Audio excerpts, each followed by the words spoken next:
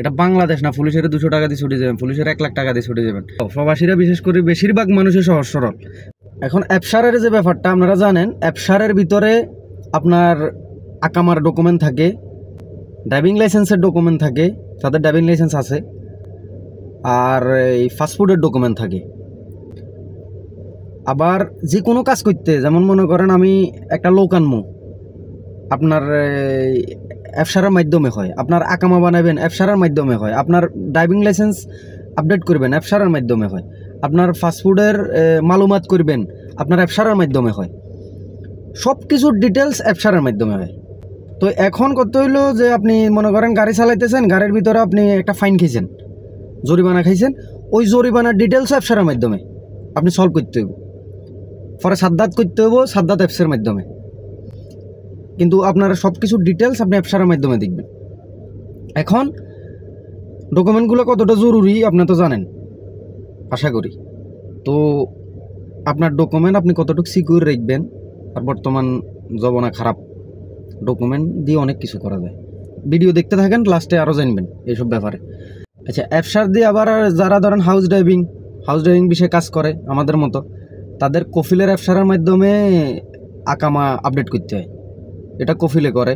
আর মনে করেন যারা ফ্রি বিষয়ে আছেন, ফ্রি বিষয় বলতে বিভিন্ন কোম্পানির বিষয়ে আছেন, তারা দেখা গেল কফিলে স্যালারি দিতেছে না, আকামা লাগাইতেছে না, আপনি এখন তানাজ্জল হইবেন।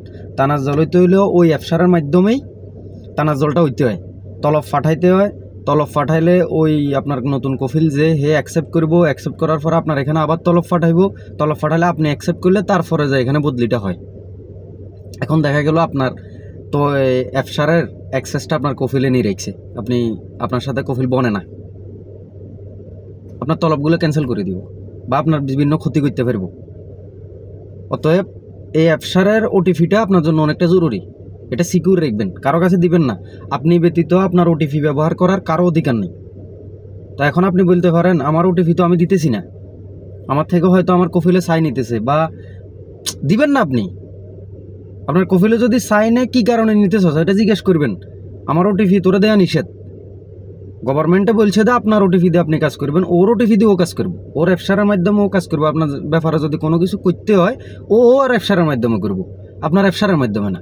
আপনার অ্যাপসারের মাধ্যমে আপনি করতে পারবেন, আপনার সম্পূর্ণ অ্যাক্সেস আপনার। এটা সতর্ক থাকা আপনার দায়িত্ব, কারণ যখন বেজালে ফুটবেন আপনি ফাঁসবেন। এবার আসেন অ্যাপসারে মনে করেন যে ওটিপিটা আসে, এটার মাধ্যমে আর কি করা যায়। যেমন মনে করেন আপনি একটা সিম কার্ড নিলেন, সিম কার্ডটা আপনি ফিঙ্গার দিলেন, ফিঙ্গার দেওয়ার পরে ওই যে একটা ওটিপি আসবো আপনার অ্যাপসারে আসবো, অ্যাপসারের যে নাম্বার দিয়ে রেখেছেন ফোন নাম্বার, ও ফোন নাম্বার অ্যাপসারের কোডটা আসবো। আসার পরে আপনি ওই কোডটা দিলে তারপর আপনার সিম অ্যাক্টিভ হবো। এখন দেখা গেল আপনি ওই ওটিপিটা কারোর মাধ্যমে দিয়ে দিয়েছেন, দিয়ে দেওয়ার পরে ও একটার বদলে 10টা সিম উঠে নেন, ওই সিম দিয়ে কেউ অকারেন্স করেন, সম্পূর্ণ দোষী আপনি। তো সিম নেওয়ার ক্ষেত্রেও খুব সতর্ক থাকবেন, এগুলো ভাবনা চিন্তা করে নেবেন। তারপরে আছে মনে করেন নাফাত। নাফাতের ভিতরে আমাদের যে ব্যাংকিং অ্যাকাউন্ট, যেমন আল রাজির ব্যাংকের হইতে পারে, রিয়াদ ব্যাংকের হইতে পারে, যে কোনো ব্যাংকের অ্যাক্সেস নিতে হইলে, আমাদের অ্যাকাউন্ট খুলতে হইলে বা ওই জায়গায় কোনো কাজ কারবার করতে হলে, বিশেষ করে অ্যাকাউন্ট খোলার ক্ষেত্রে, মানে অ্যাকাউন্টের অ্যাক্সেস নিতে হইলে নাফাত লাগবে। নাফাতে একটা কোড যাইব, ওই কোডটার মাধ্যমে ওই অ্যাকাউন্টগুলো খোলা যায়। তার মানে নাফাতটা অনেকটা জরুরি। এবারে আসেন গোসি। গোসিটা হলো আপনি যে সৌদি আরব আসেন, কফিলের সাথে বা আপনার মালিকের সাথে যে এগ্রিমেন্ট হয়, আপনারা স্যালারি কত দিব, তারপরে আপনার খানা দানা দিব নেই, মানে আপনার সাথে যত রকমের এগ্রিমেন্ট আছে, বিশেষ করে স্যালারি সার্টিফিকেট যেটা, এটা গোসির মাধ্যমে হয়।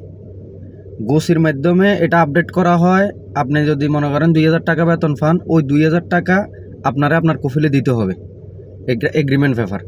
যদি কোনো সময় আপনার কফিল আপনারে স্যালারি না দেয় বা আপনার আকামায় কোনো সমস্যা করে, ওই সময় আপনি এ দেশের লেবার কোর্ট বা কোয়াল আমেলা বা দায়রাতুল আমেল, এই অফিসে এটাতে গেলে আপনি আপনার কফিলের নামে মামলা করতে পারবেন।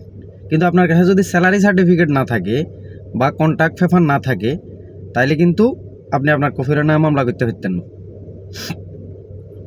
তার কারণে এই গোসি অ্যাপসটাও খুব জরুরি।